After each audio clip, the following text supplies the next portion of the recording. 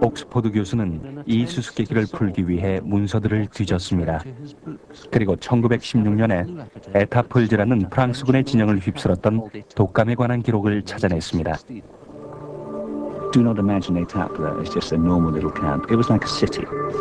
No army in the history of warfare had built a camp like Etaples. At any one day, there were 100,000 soldiers there. There were 24 hospitals there. The British Army, at any one time, particularly in 1916, had, what, 3 million troops in the field. About half of those would be up in the trench system. Half of them would be in the back area around Etaples, for example.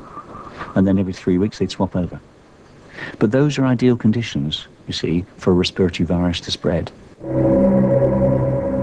옥스퍼드는 1918년의 독감 바이러스가 1916년경 유럽의 군부대 진영에서 유래했다는 새로운 이론을 세우고 이를 검증하기 위해 영국군 진영으로 조사를 나섰습니다.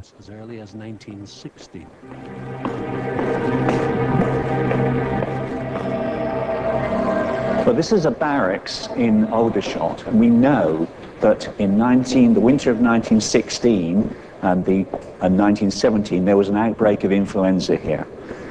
It's difficult to reconstruct it now, but you can imagine 24 beds, all young soldiers, the beds pretty tightly together. In fact, it was worked out during the First World War that the beds were too tightly together. And after the war, there was a British Army regulation that all beds should be at least 24 inches apart to stop the transmission of infections like influenza.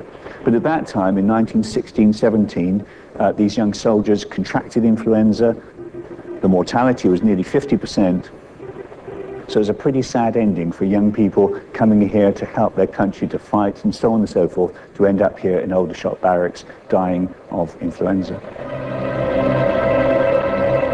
옥스퍼드 교수가 1916년 독감의 조직 샘플을 구한다면 스페인의 숙녀의 출처를 밝혀내는 그의 이론을 실험해 볼 수 있었을 것입니다. A lot of these wounded would have come from anyway. There was an outbreak of influenza. So, and then after that. 옥스퍼드는 잭 매튜 중령과 함께 조사를 계속하면서 엘더샷 공동묘지에서 조직을 채취할 후보를 찾았습니다. 그때 사망한 병사들이 당시 유행하던 납태를 두른 관에 넣어 매장됐다면 시신들은 분명 손상되지 않는 상태로 남아있을 것이었기 때문이죠. It might seem a bit macabre, and it's not my expertise to go around exhuming bodies. Yeah, so So I wonder how many of these soldiers, but I can see by doing that we can get our hands on samples, critical samples from those people who died. Had they not got the flu? No. This is October 1918. This would be. 그러나 시신 발굴은 몇 년이 걸릴 수도 있는 매우 민감한 사안입니다. My father was in the Royal Air Force. Well, the Royal. 앤 리드는 확실한 증거 없이 옥스퍼드의 이론을 받아들이기는 힘들다고 말합니다.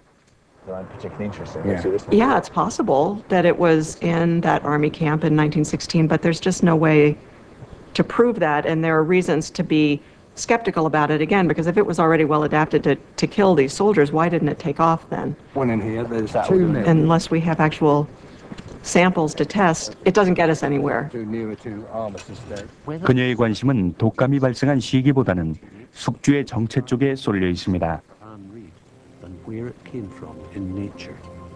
그녀는 이 살인 바이러스가 동물에게서 시작돼 인간에게 옮아왔다고 믿고 있습니다. 1918년엔 돼지들도 독감에 걸려 대량으로 죽어가고 있었습니다. 이 때문에 돼지의 독감 바이러스가 사람에게 옮겨오면서 변종된 것이라고 생각하는 이도 있습니다. 또 다른 독감 변종은 새에게 나타났습니다. 앤 리드는 이미 스페인의 숙녀의 유전자 서열을 밝혀내는 과정에서 이 바이러스가 물새들에게 나타나는 에비앙 독감과 유사하다는 사실을 알아낸 바 있습니다. 에비앙 바이러스가 가축오리나 거위를 통해 인간에게 감염됐다는 것이죠. We think that that's how pandemic viruses arise, that you get somehow, somewhere, and it's not clear where that happens, you have a dual infection with, say, an avian virus and a human virus, and you end up with a mixture that has all the human genes that make the virus work in human cells with the surface proteins from a bird that our immune system doesn't recognize, and that's kind of the recipe for pandemic. 야생 새들은 많은 종류의 독감 변종에 감염되지만 대개 피해를 입지는 않습니다. 하지만 가축으로 기르는 새들에게 이것이 전염되면 엄청난 손실을 내게 되죠. 1997년 홍콩의 닭들이 독감으로 대거 폐사되었습니다. 18명의 사람이 같은 종류의 독감 바이러스에 감염된 증상을 보였습니다. 100만 마리가 넘는 닭들이 바이러스의 확산 방지를 위해 도살됐죠. That obviously had the potential of infecting man directly from chickens. 18 people were infected and 6 of them died.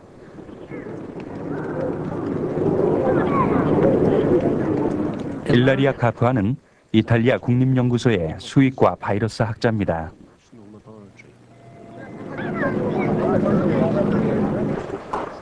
그녀는 다음번 대참사의 원인이 될지도 모르는 에비앙 바이러스를 감시하기 위한 전 세계적인 네트워크의 최전선에서 일하고 있습니다.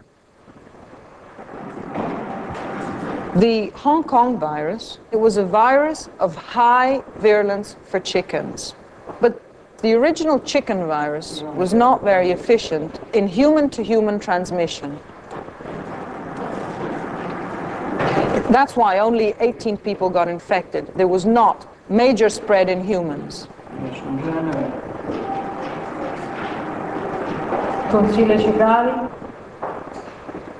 What would have happened if this Hong Kong virus, through genetic reassortment, would have acquired a gene responsible for the transmission from humans to humans? You would have had a highly lethal virus with a high transmission capability, and that could have determined a new pandemic. 홍콩 바이러스의 경우 이런 일은 없었습니다. 과감한 치료 덕택이었을까요? 모르는 일입니다.